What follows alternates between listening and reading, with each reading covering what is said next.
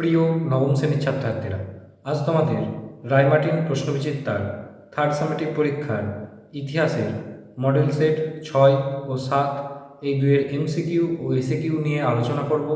আলোচনা শুরু করার আগে তোমরা যারা আমার চ্যানেলে নতুন তারা চ্যানেলটিকে সাবস্ক্রাইব করে পাশের বেল আইকন প্রেস করে রেখো। আর তোমরা যদি আগের আলোচনাগুলি না দেখে থাকো তাহলে চ্যানেলের প্লেলিস্টে গিয়ে আলোচনাগুলি দেখে নিতে পারো। সেট 6, প্রথমে সঠিক উত্তর নির্বাচন। ফ্রান্সে এইডস ছিল, উত্তরটি হবে মদের উপর ধার্য কর।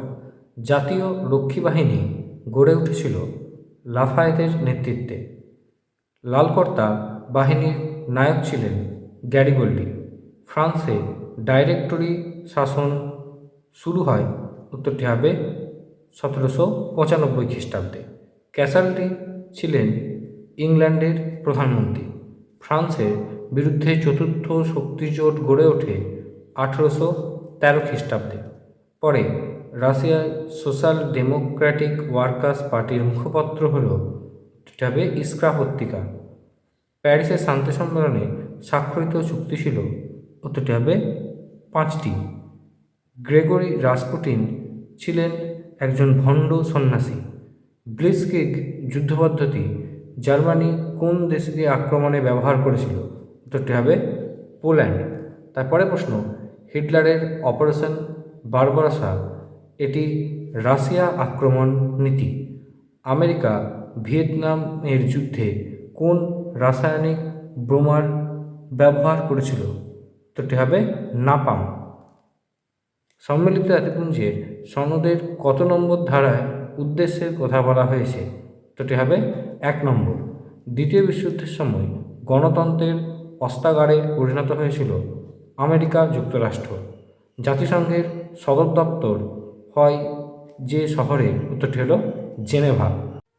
ফ্রান্সে দ্বিতীয় প্রজাতন্ত্রের রাষ্ট্রপতি হন, উত্তরটি হবে লুই নেপোলিয়ন। স্পেনের গৃহযুদ্ধের সময় স্পেনের প্রেসিডেন্ট ছিলেন, উত্তরটি হবে ম্যানুয়েল আজানা। ডি ডে নামে পরিচিত 1944 খ্রিস্টাব্দের 6 জুন। তোষণ নীতির মূল রূপকার ছিলেন, উত্তরটি হবে চেম্বারলেন। আন্তর্জাতিক বিচারালয়ের প্রধান কার্যালয়, উত্তরটি হবে হেগ শহর। তারপরে প্রশ্ন আছে, দেখো একটি বাক্যে উত্তর দাও। কন্ট্রাক্ট অফ বয়েসি কি? দেখো উত্তরটি লেখা আছে 1561 খ্রিস্টাব্দে এটি একটি চুক্তি যার মাধ্যমে যাজকরা রাজাকে স্বেচ্ছা কর দিত। ভিয়েনা সম্মেলনের ফ্রান্সের প্রধান প্রতিনিধি কে ছিলেন, উত্তরটি হবে ট্যালিরান্ড। স্টিম ইঞ্জিন কে আবিষ্কার করেন, উত্তরটি হবে জেমস ওয়াট। চীনে কে মুক্তদার নীতি ঘোষণা করেন, উত্তরটি হবে জন হে। তারপরে জার্মানির ঐক্য প্রতিষ্ঠায় ভূমিকা নিয়েছিলেন গ্যারিবল্ডি। এটি ঠিক না ভুল নির্ণয়, এটি ভুল। এখানে সত্য মিথ্যা আছে, এটি মিথ্যা। তারপরে আছে দেখো 1929 খ্রিস্টাব্দে ইউরোপে মহামন্দা দেখা যায়, এটি সত্য। তারপর দ্বিতীয় বিশ্বযুদ্ধে মার্কিন যুক্তরাষ্ট্র অক্ষশক্তির পক্ষে যোগ দেয়, এটি মিথ্যা। মিত্রশক্তির পক্ষে যোগদান করেছিল। ইংল্যান্ড ও রাশিয়া হিটলারের প্রতি তোষণ নীতি গ্রহণ করে, এটি মিথ্যা। ইংল্যান্ড ও ফ্রান্স গ্রহণ করেছিল।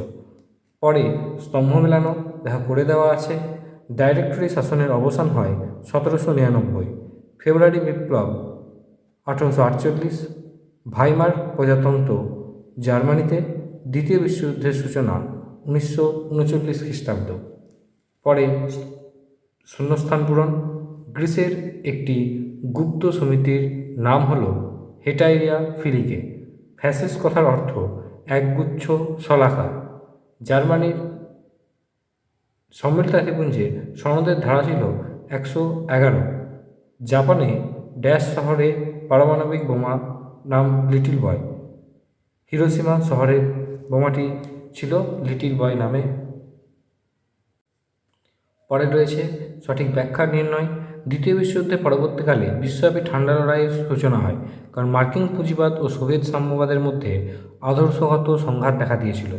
নেপোলিয়ন মহাদেশীয় অবরোধ ব্যবস্থা প্রবর্তন করেন, কারণ এই ব্যবস্থা প্রবর্তনের মাধ্যমের মধ্য দিয়ে ইংল্যান্ডকে অর্থনৈতিক দিক থেকে দুর্বল করে রাখতে চেয়েছিলেন। পরে প্রশ্ন, ফ্রান্সের শিল্পায়ন ধীর গতিতে হয়, কারণ ফ্রান্সের শিল্প উৎপাদনের অভাব রাজনৈতিক অস্থিরতা শিল্পায়নে বাধা সৃষ্টি করে।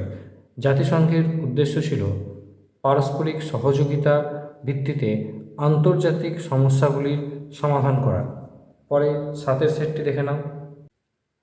প্রথমে সঠিক উত্তরটি নির্বাচন। দ্য সোশ্যাল কন্ট্রাক্ট গ্রন্থের রচয়িতা হচ্ছেন রুসো। সাম্য, মৈত্রী ও স্বাধীনতার আদর্শ গড়ে ওঠে ফরাসি বিপ্লবে। রাজা ষোড়শ লুইয়ের গিলোটিনে প্রাণদণ্ড হয় 1793 খ্রিস্টাব্দে। নেপোলিয়ান ডাইরেক্টরি শাসনের অবসান ঘটান 1804 খ্রিস্টাব্দে। নেপোলিয়ানের জীবনে শেষ গুরুত্বপূর্ণ যুদ্ধ হল ওয়াটারলুর যুদ্ধ। নেপোলিয়ানের মৃত্যু হয় সেন্ট হেলেনা দ্বীপে। হেটাইরিয়া ফিলিকে হল গ্রিসের একটি গুপ্ত সমিতি। লালকর্তা বাহিনীর নায়ক ছিলেন গ্যারিবল্ডি। মেটার্নিকের পতন হয় জুলাই বিপ্লবের ফলে।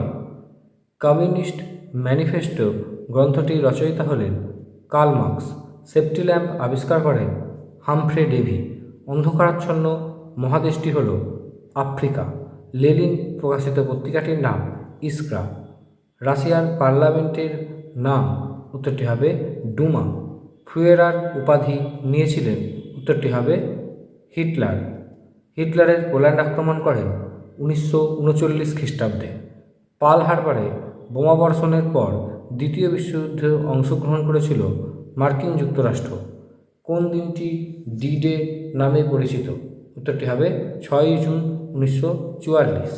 জাতিসংঘের প্রধান উদ্যোক্তা কে ছিলেন? উত্তরটি হবে উড্রো উইলসন। সম্মিলিত জাতিপুঞ্জের নিরাপত্তা পরিষদের স্থায়ী সদস্য সংখ্যা কত? উত্তরটি হবে 5। একটি বাক্যে উত্তর দাও। প্রথম প্রশ্ন আছে, প্রাক ফরাসি বিপ্লবের সময়ে মদের উপর ধার্য কর কী নামে পরিচিত? উত্তরটি হবে এডস। করভি কি?